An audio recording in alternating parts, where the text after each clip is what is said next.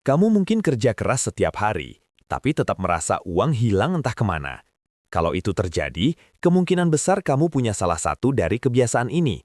Dan yang paling bahaya ada di nomor 5. Di video ini, kita bahas 5 kebiasaan finansial kecil yang terlihat sepele, tapi pelan-pelan membuat kamu makin jauh dari kebebasan finansial.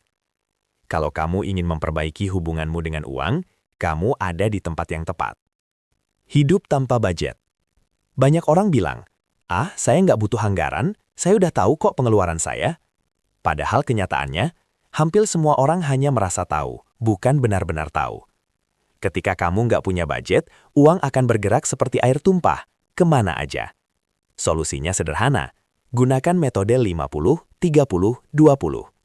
50% kebutuhan, 30% keinginan, 20% tabungan dan investasi. Mulai aja dari mencatat pengeluaran selama 7 hari. Kamu bakal kaget betapa banyak uang yang keluar tanpa kamu sadari. 2. Belanja emosional. Pernah nggak kamu beli sesuatu cuma karena capek, stres, atau pengen reward diri sendiri? Ya, itu namanya emotional spending. Masalahnya bukan belanja, tapi tujuannya salah. Kamu sedang mengobati perasaan dengan barang, bukan memperbaiki tantangan hidupmu. Coba aturan ini. Delay 24 jam sebelum beli barang yang bukan kebutuhan. 80% keinginan akan hilang dengan sendirinya. 3. Tidak punya dana darurat.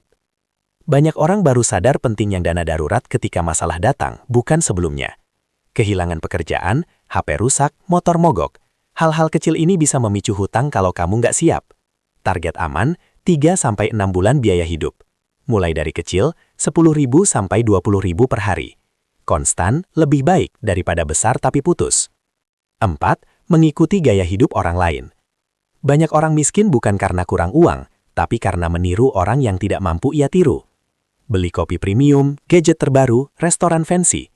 Bukan karena butuh, tapi supaya terlihat setara. Ingat, orang kaya kelihatan sederhana sebelum kaya. Orang miskin terlihat kaya sebelum benar-benar tenggelam utang. 5. Tidak berinvestasi. Ini kesalahan terbesar. Banyak orang menabung, tapi menabung aja nggak cukup, karena inflasi pelan-pelan memakan uangmu. Orang kaya beli aset yang memberikan bunga, dividen, atau nilai meningkat. Orang miskin beli barang yang nilainya langsung turun setelah keluar dari toko. Mulai dari yang sederhana. Reksadana, emas, saham blue chip, index fund.